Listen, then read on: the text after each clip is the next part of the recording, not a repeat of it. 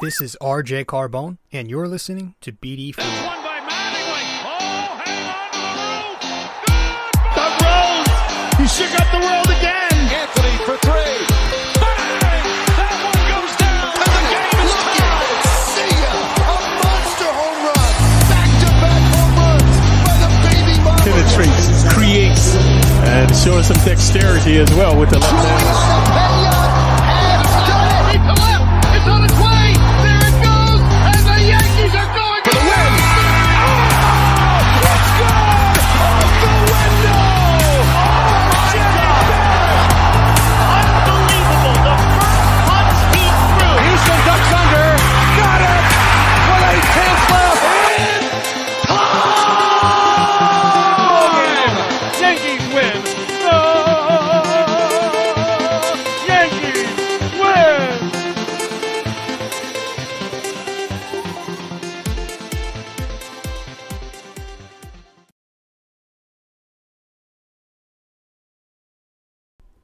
All right, what's up, everybody? Welcome back to the show. How you doing?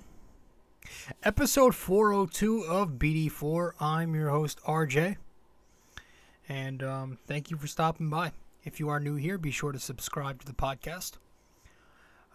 Give us a 5-star rating on Apple Podcasts. We're currently a 5-star podcast and would like to keep it that way. Download these episodes onto your phone so you have them forever. Welcome to BD4, where there's no better way to get your Yankees and Knicks analysis. We also do MMA now too. Yanks every series, Knicks every game, MMA on occasion.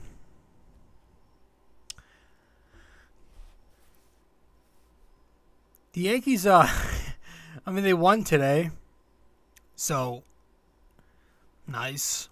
But they lost the series again. It's another series loss. They just continue to, as the title says, collapse. And so we're going to talk about all of that. If you're watching the podcast, yeah, I got stung by a bee in the eye earlier tonight, in the right eye, and it's like half closed. So mind my look. So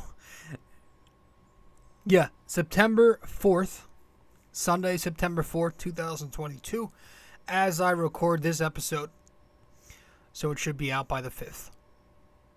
And let's talk about it. Let's not waste any further time. Of course, if you are new here, like I said, subscribe, download, rate, and review. Also, follow me on social media. I'm on Facebook at RJ Carbone. I'm also on Instagram at Rob J. Carbone. And, of course, if you want to follow along with the blog that I write on the Yankees and the Knicks as well, and some MMA, go to BD4blog.com. Let's talk about this Yankees series. And, we got some things to discuss. So, let's get into it. Be right back. Hey, fellas. I've noticed that only a small percentage of you who watch BD4 on YouTube are actually subscribed. So, if you do enjoy this podcast and want to be alerted every time a new episode drops, consider subscribing and hitting that notification bell. This way, we can help the podcast grow and you won't miss a single episode of BD4. Alright, so welcome back to the show. I am your host, RJ Carbone. Episode 402 of the podcast. The Yanks are collapsing. There's nothing else to be said. They are officially in the middle of a collapse. And honestly, I would not be shocked if they did officially collapse.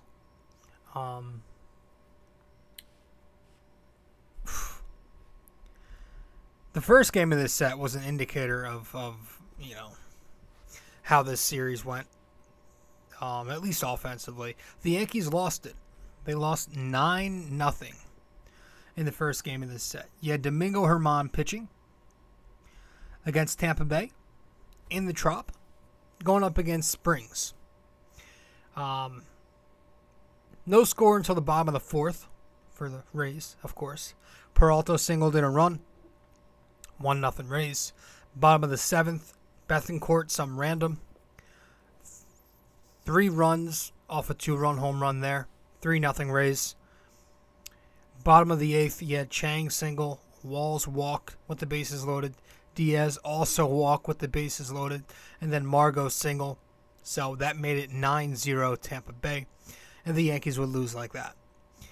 The offense did absolutely nothing. 0 runs, 5 hits, 2 extra base hits, 4 walks, 13 strikeouts, 0 for 7 with runners in scoring position, 10 left on base as a team, and they made 2 errors.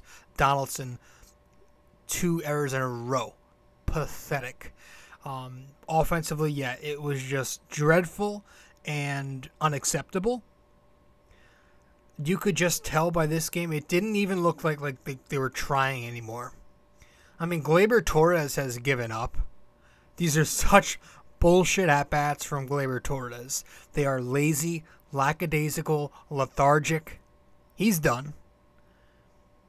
I have no faith that he'll turn it around the rest of the way. Maybe he turns it around in the playoffs, because I know he can hit in the playoffs, but who knows?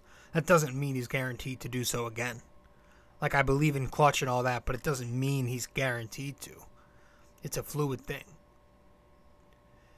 Benintendi, Trevino, Gleyber, and Hicks and IKF each did have a hit. Benintendi doubled. He's done, by the way. Andrew Benintendi, his season's over. Andrew Benintendi's done, and that's unfortunate. That's, he's getting wrist surgery. He's done. I think Carpenter's done too. Some of you are ridiculous who think. Some of you are so optimistic. Carpenter's an old man who broke his foot. There's a good chance he's not coming back. Some of you think he's just guaranteed to get back. I think they're both done. So there goes your 2 lefty swingers. That makes Anthony Rizzo that much more important. Even Oswaldo Cabrera, as the switch hitter, that much more important. I'd like to see Florial take that outfield spot over Benintendi. Maybe Miggy Andujar, but I'm kind of losing faith there. I would still like to see him over Hicks, because we know that will happen. We're probably just going to see more Aaron Hicks until the rest of the way.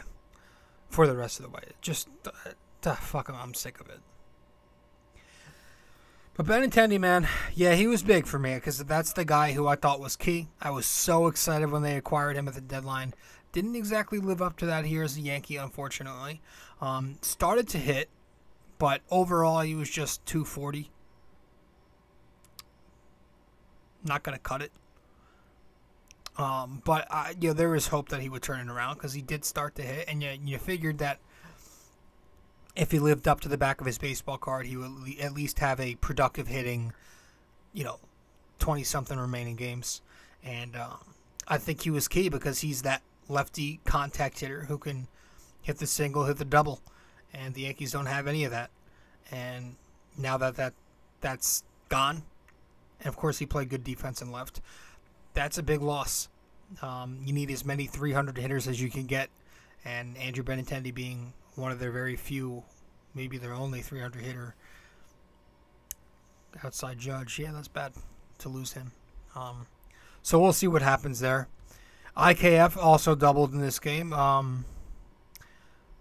Peraza had a pinch hit at bat. The disrespect to the fans, man, to Peraza himself, to not only sit him in this game, but then also give him an at-bat down 9-0 in the 9th inning.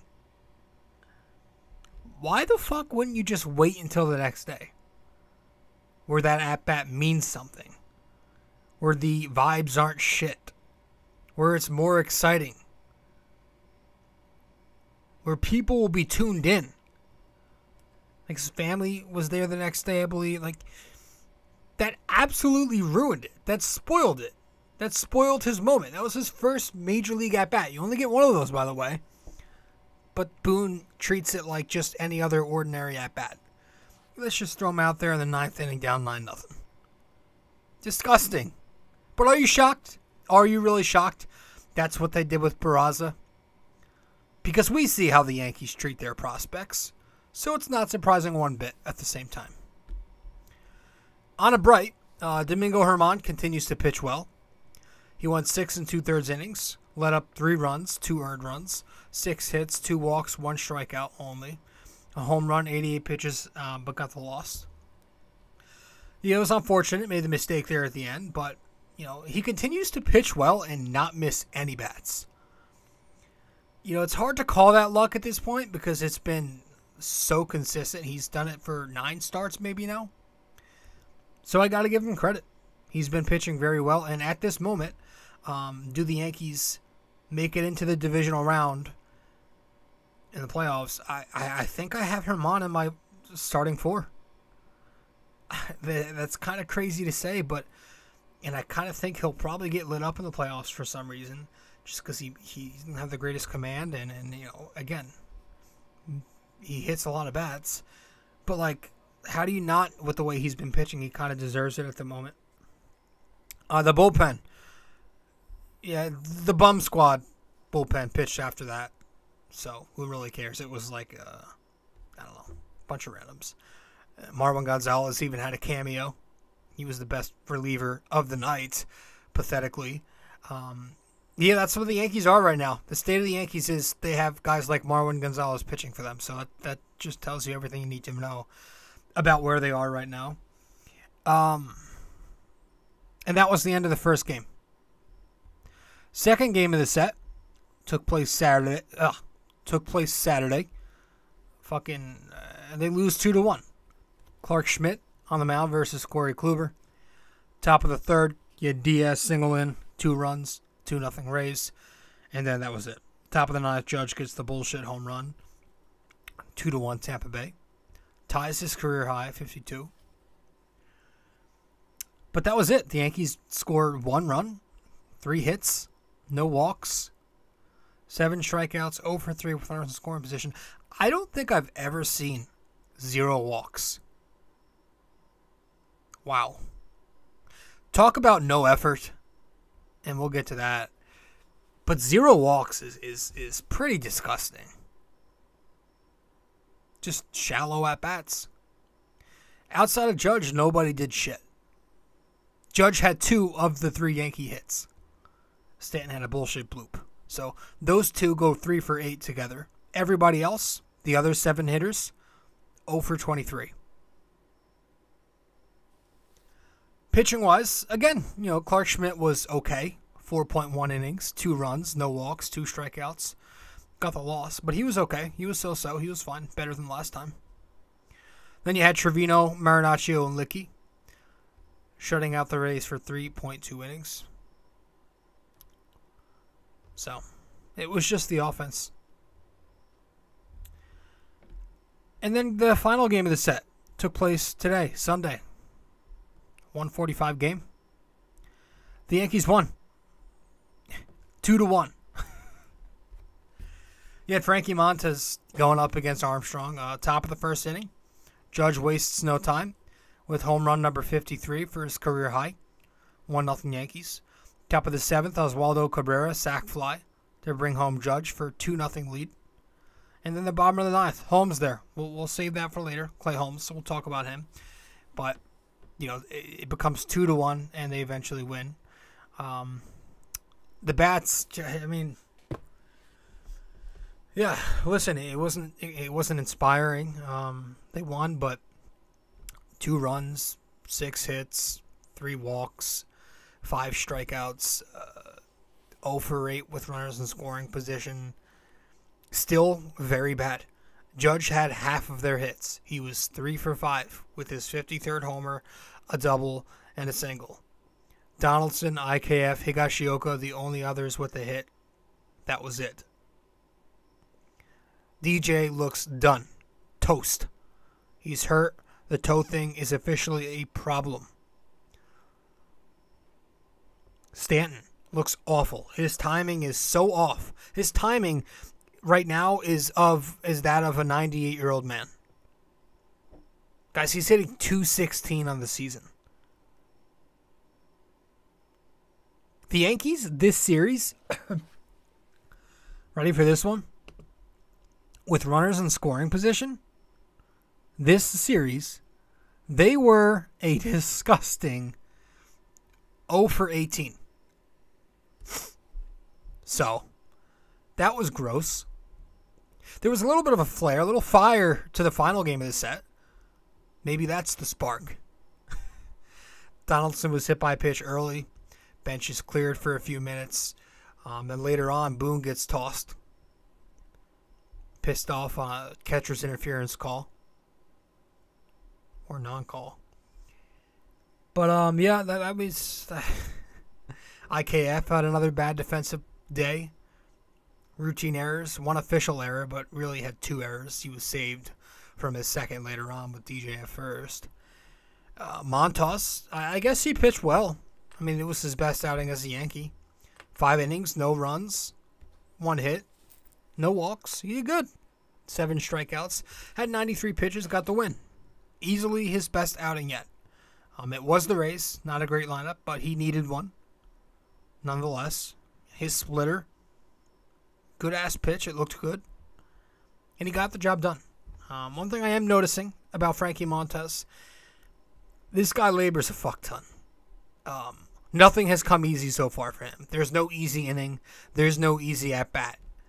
And I hate to do the Sonny Gray thing, but I remember Sonny Gray being a bit of a laborer. Like, he nibbled a lot. He always went into deep counts. So, that's frustrating. Now, some of those 93 pitches across the 5 innings he threw were because of the E6 by Falefa. Fucking Christ. Falafel, we'll call him. Because that's what we've been calling him all season. I either say IKF or Falafel. Some of that was because he had to throw extra pitches from IKF and his pathetic shortstop play. But still, you just watch this guy. He's always he always works. And I'm saying that not exactly in a positive manner. Like he has trouble putting hitters away efficiently. But he gets it done. Not going to complain about this one. 5 innings, 1 hit, no run. Trevino, Marinaccio, Lasagna pitched again, and then Clay Holmes. 4 innings, 1 run, 5 hits, 2 walks, 5 strikeouts. Trevino pitched an inning, no runs, 2 strikeouts. He has done very well since joining the Yankees and is arguably their best relief pitcher since joining the Yankees. As a Yankee, in 13 1/3 innings, he's allowed just 1 earned run, 1 inherited run, 8 walks, and 12 strikeouts. So, just, the control can become a problem, but he's getting outs. He's limiting runners, limiting runs. Marinaccio pitched the 1/3 of an inning after that. No runs, a hit, a walk. He's been pretty bad lately, hitting a little bit of a rough patch. I hope that's what it is. I hope it's nothing more than a rough patch. But yeah, he's allowed base runners in each of his last 5 outings.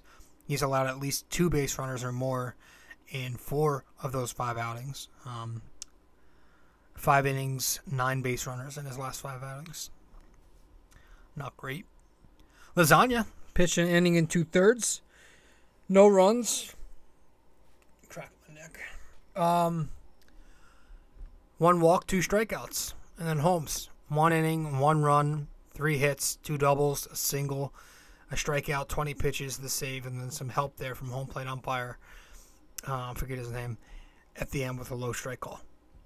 So, Diaz went nuts.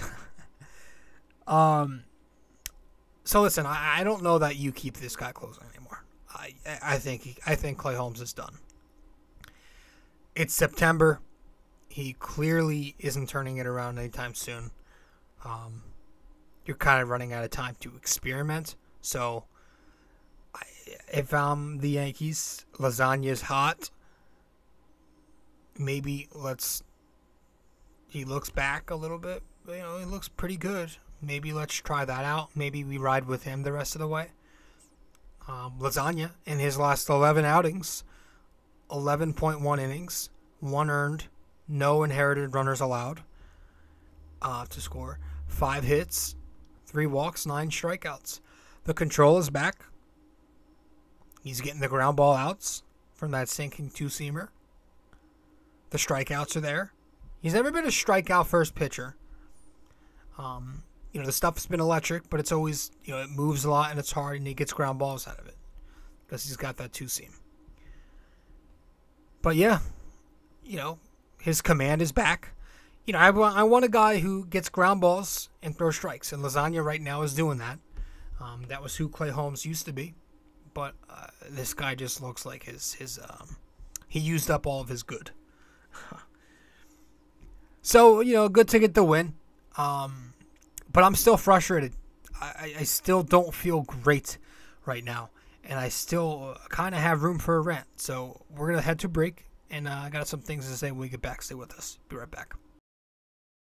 All right. So if you guys want to follow me on social media, I'm on Facebook, RJ Carbone. And I'm also on Instagram at Rob J. Carbone. That's Facebook, RJ Carbone. And on Instagram, I'm at Rob J. Carbone. So BD4 is on so many different platforms now. You can listen to the show on Apple Podcasts, Spotify, Google Podcasts, and plenty other listening platforms. You can also watch the podcast on YouTube and Spotify. And if you do listen to us on Apple Podcasts, be sure to give us a 5-star rating and review, as we are currently a 5-star podcast and would love to keep it that way. And if you watch the podcast on YouTube, make sure you subscribe to the BD4 YouTube channel. Download, listen, watch, share it, do all of that stuff to help us grow.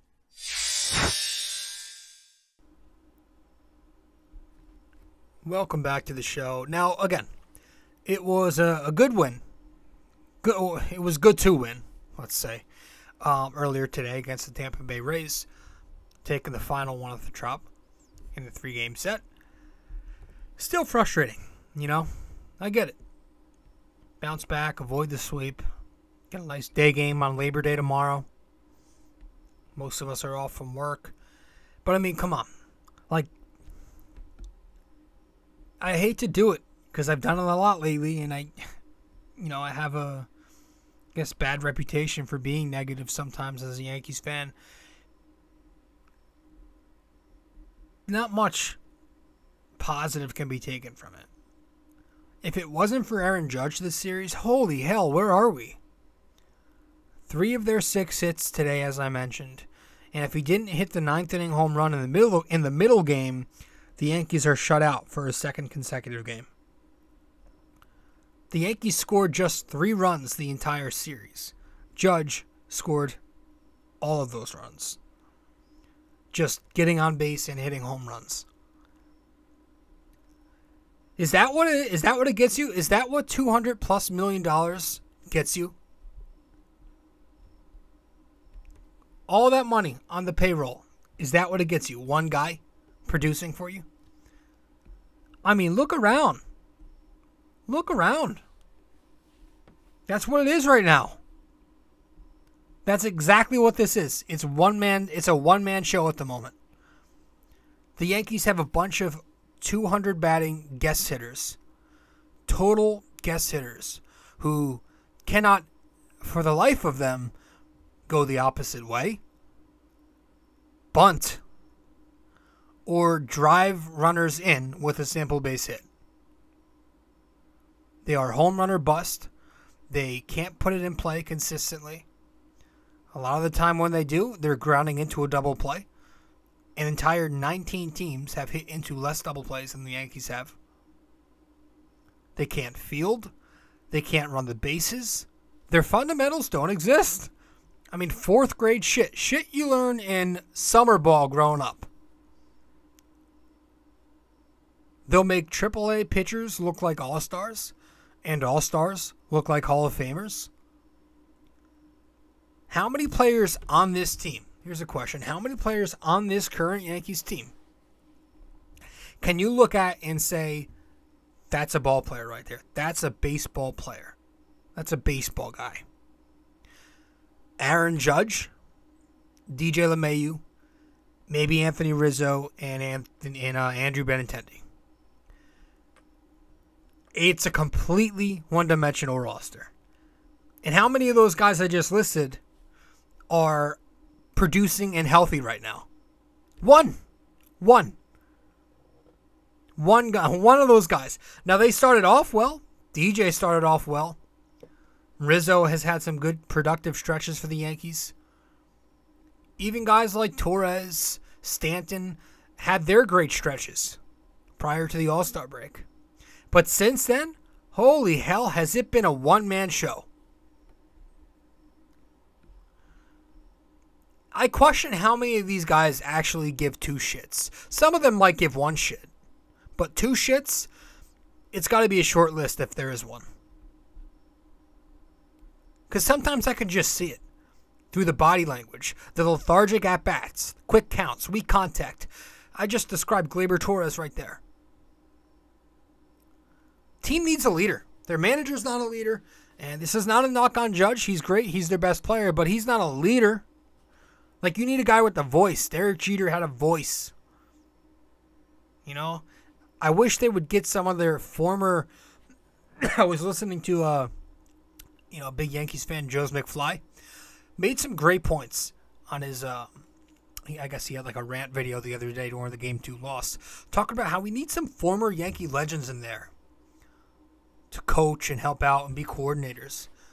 They did that, but I guess that's only for spring training, like with Pettit, Sabathia, A-Rod. But God forbid we get some former Yankee legends to coach and manage. Would be nice. Like actual ball players with experience and success. Resumes, winners.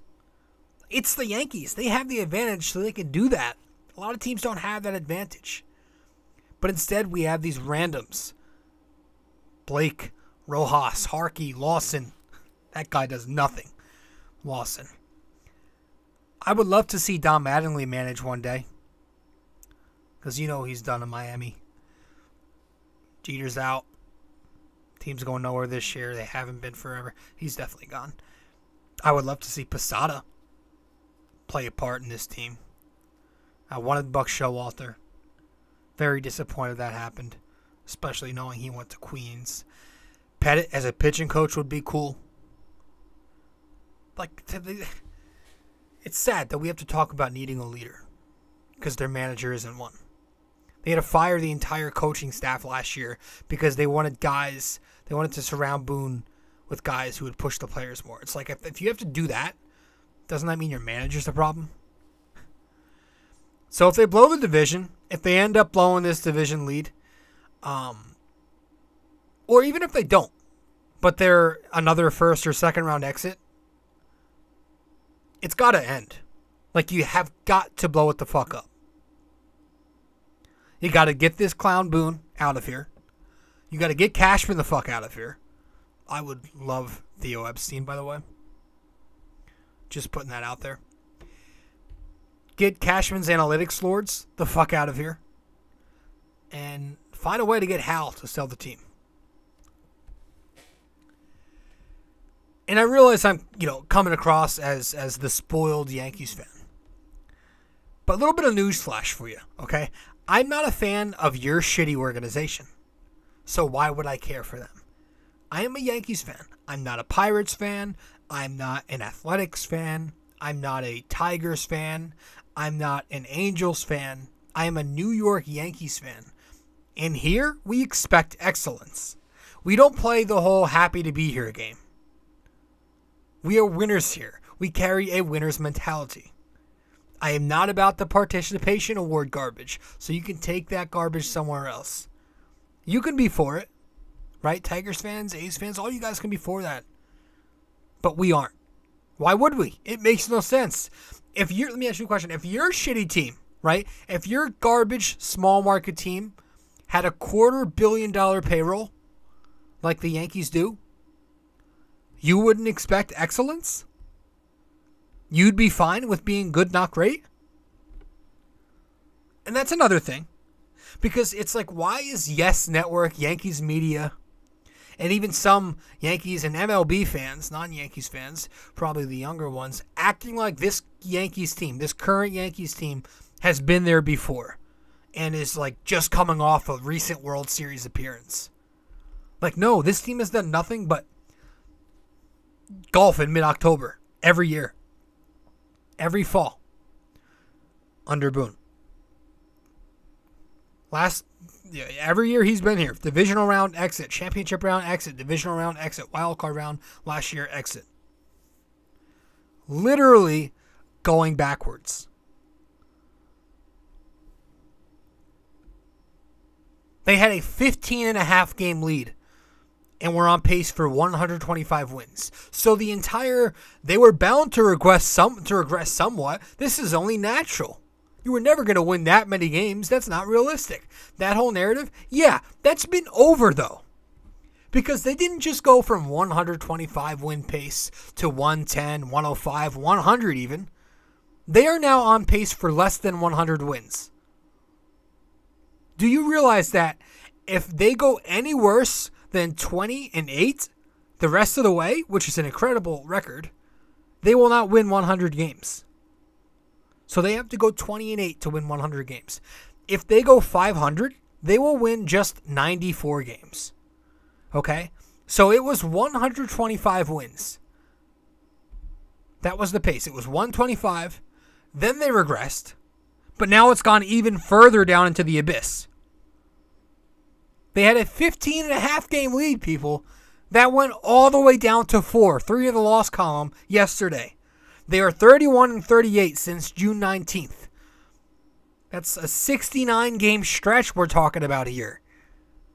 So please, can we not act like sensitive little snowflakes and pretend that the most passionate fans in the world are supposed to carry this cupcake mentality like you all do? Yeah, we're going to be upset. I can't believe I have to say, I cannot believe that. I can't believe that we have to say this to you. But yeah, losing 25 games on your pace in just 2.5 months is a pretty rational reason to be concerned. And honestly, with me, it's not even about the struggle itself. With me, it's just about the way the Yankees are structured, like the way their roster is constructed. Can't talk tonight. The way their roster is constructed, the way they are led, their philosophy. That's it. That is it. That's all it is for me. I don't like the entire 3 true outcome obsession offensively. I don't like the new buddy managing style. I don't like the way Cashman built this roster around 200 hitters, old men, and guys who are constantly getting injured. I mean, we've got guys getting injured swinging bats, for fuck's sake.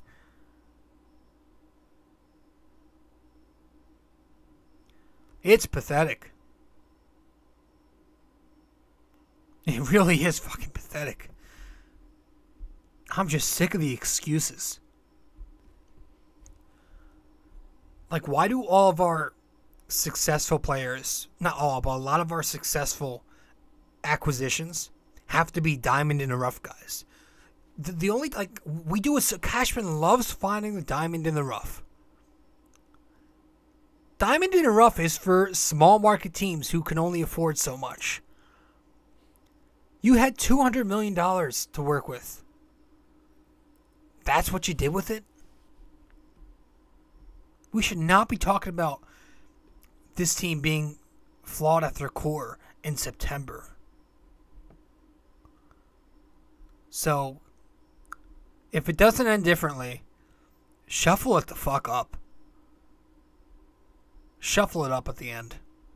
Speaking of, I played a fun little game with my buddy yesterday. Greg from Yankee Crazy Podcast. He and I were talking. We were talking about what, like, little scenarios. And he asked me a question. He said, what would you accept to hopefully force some long-term change with the Yankees? And he gave me 3 options. He said, A, win the AL East, but a first-round exit. B, make the wild card, but a first-round exit. And C, miss the playoffs entirely. I had to think about it for a second. And first of all, any of these, first off, should force major change. Any of these things that happen, if the Yankees end up doing either A, B, or C, that should force change. It needs to. But I think option A does not change anything. I honestly don't. And that's sad because that's probably the most likely scenario here. I think option B might. It very well might if they blow the division and leave in the wild card. Yeah, it could for some change upstairs. Option C, I don't see as realistic, but absolutely would have to force change, you would think.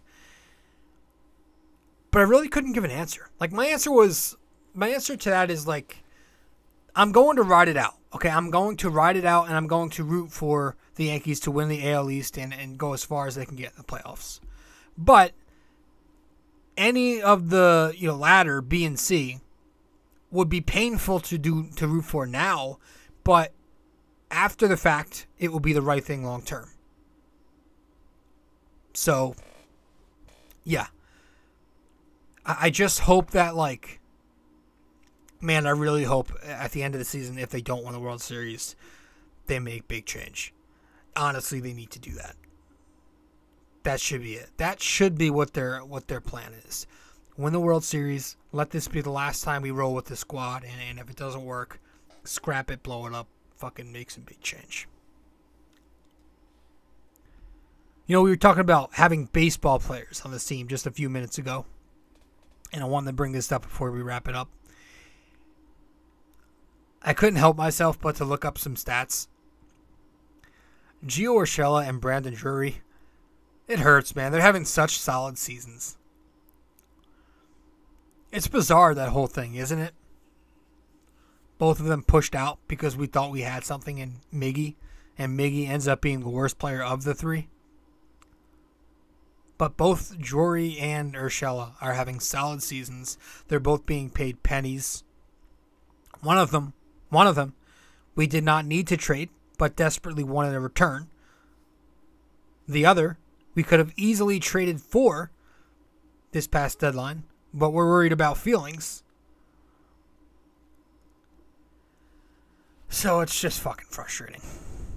But I'm just tired of seeing this team just not hit anymore. I'm tired of not being surprised that they aren't hitting consistently. Like, I know they're going to lead offensive categories in the regular season. They'll put up stats, but they'll also go through cold spells, which most likely indicate how their offense is going to perform in October. So hopefully some of these prospects can start giving a spark and start hitting. Cabrera hasn't really hit much outside of Oakland, and that's Oakland. Peraza just got here, but he is the number 3 prospect. So hopefully we see something on this homestand. It'd be nice to get him hitting. He's got to hit. Florial, we know, can't hit. Anything off speed or any kind of breaking pitch is an automatic swing and miss. But he is an excellent outfielder. He has all those tools. Made a nice play today in the 9th inning. I say let him play the Hicks role as the 4th outfielder off the bench. Or now that Benintendi's hurt, let him play. But, yeah, I'm still pretty down on this team. I'm sorry. Gonna head to break, and we'll wrap it up with our NYY-NYK-MMA question of the day when we get back. Stay with us. Studio 69 Productions is a podcast production agency created by Leo Rodriguez to allow content creators to market their podcast. It's an online platform that will market your podcast or any other project that you're working on. Get in touch with Leo Rodriguez from Studio 69 Productions. You can find Studio 69 Productions on Instagram at Studio69NJ. Studio 69 Productions, where dreams are heard and born.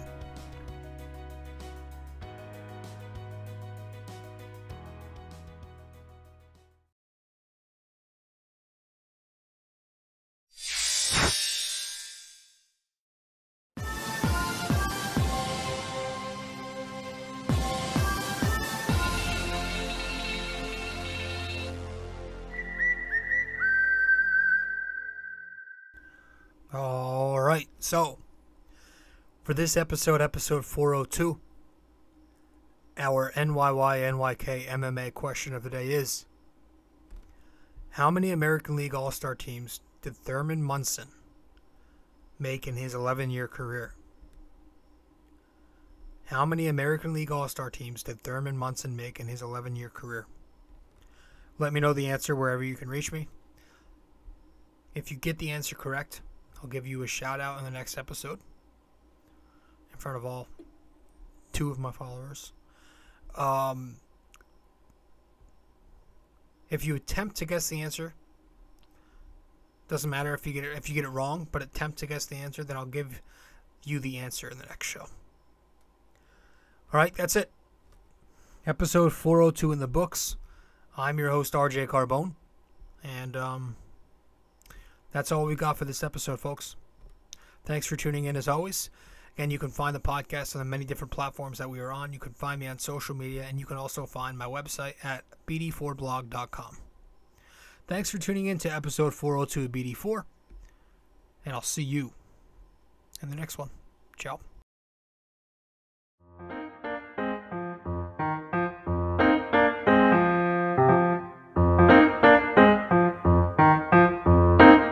This podcast is brought to you by Anchor. It's the best way to make a podcast. Download the Anchor app or go to anchor.fm.